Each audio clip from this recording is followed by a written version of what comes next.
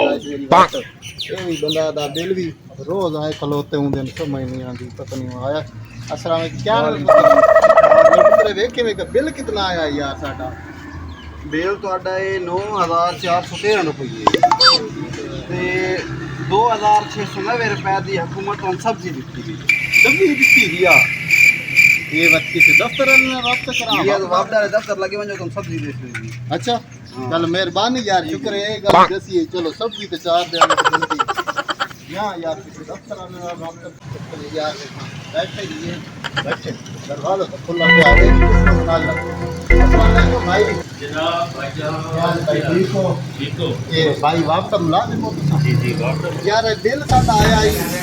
ते इस विच लिखा 2690 सबसे पाइपां मिलती क्या डालने दी सब क्या लिख जा क्या दसा दे यार क्या विच जाने 2690 रुपए की जाने सब्जी लिखी हुई आप डालने देनी भाई उस अल्लाह का बंदा उस सब्जी नहीं लिखी हुई उन्होंने लिखा भाई 2690 रुपया सब्सिडी सब्सिडी या वो यार सब्जी पढ़ा लिखा छोड़ है उसको मैं पूछे आप तो सही ये भी सवाल होते हैं भाई यार मैं जे बिस्किट करना मैं जे संदर्भ करते हैं और सब्सिडी लिखी हुआ भाई तो मिल गई यार रेडी दुकान बिल में शामिल हो गई कैसे शामिल हो गई वो सब्सिडी जेडी मिली तू जेडी सब्जी बनाई बताओ सब्जी नहीं है सब्सिडी है सब्सिडी हां ये क्या तन पे वकूफ यार ये बिल आया साडे ने सब्सिडी ते कोई नहीं आई तुम्हारा मिल गई है और भाई ये दिमाग न खा मैं आप ही बेवकूफ बना खला मैं भी बेवकूफ समझो ये सब्सिडी लिखा सियाना यार मैं तो लगदा छोड़ दा पड़े हुए आई है सही पड़े हुए आई यार इंजे सिकी खला तेरे नालू तो कोई वाल लगदा पे यार हुणे मैं किते करा बिल ये तू अपने जेब विच पा समझ कोई नहीं छोड़ मैं तो दस अगे दो त्रा घर नु सब्जी दई भी है यार आज तक सब्जी यार खुदा दा बंदा बेवकूफ बनाया तेनु ओ अल्लाह दा बंदा नंबरदार दी गवर्नमेंट पंजाब ऐलान कीता भाई नंबरदार सब्जी काट के ते आवाम नु देवणी वो तो ना गल नहीं सिक्की बता यार बिल विच लिखी हुई है नंबरदार ये तो वापस दा ये विच बिल्ली केड़ा तेरे सब्जी आमणी इधर भी सब्जी कोई नहीं सब्जी नहीं उन्होंने क्या भाई 2690 रुपए की सब्जी दे से सब्जी नहीं है खुदा दा बंदा तू केड़े दिमाग केड़ी दुनिया जे अनपढ़ है जे पढ़या यार मैं तो अनपढ़ हां छोर को पढ़ाया यार पढ़या लिखया बस पता है ना वो पैंतरा ला गई है तू पढ़ ले यार मैं तू भाई इधर विच उन्ना सब्जी नहीं लिखया सब्सिडी मिलया भाई यानी कि रहत काट छोड़ियो ना हुकूमत पंजाब कायशा दे के राजी हो सही है बिल छिकी रखा है साडे को आ यार चाह पीनी ते चाह पी आ गई अच्छा तू ले लाई दिमाग में नहीं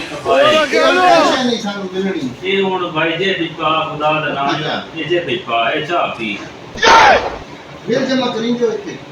नहीं इथे बिल जमा करानो बैंक विच करा जमा इसे असर किस काम कर रहा खुदा वैसे तो वहां नहीं रखने होंगे उम्मीद है ओ यार वो और हिसाब हुंदा तू चाह पी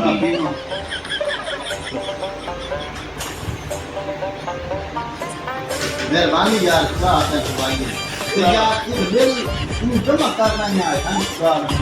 यार तू चार क्लास पढ़ ले मैं तंत्र का काम भाई ये हुन जो तेरा एक्सीडेंट हो बजे कब्रिस्तान दे नेड़े मैं तो समझाना पिया वो मरीज नु जेड़ा जिदा एक्सीडेंट हो सी तू कब्रिस्तान डायरेक्ट ले वैसे जा तू अस्पताल ले वैसे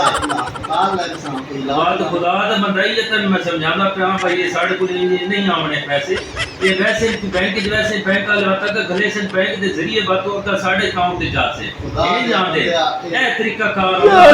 मैं था कोई मिसाल तो सीधी दे कब्रिस्तान ते एक्सीडेंट वाजिब तक समझ नहीं आ रही बात समझावना ते नहीं यार खुदा दा पता ते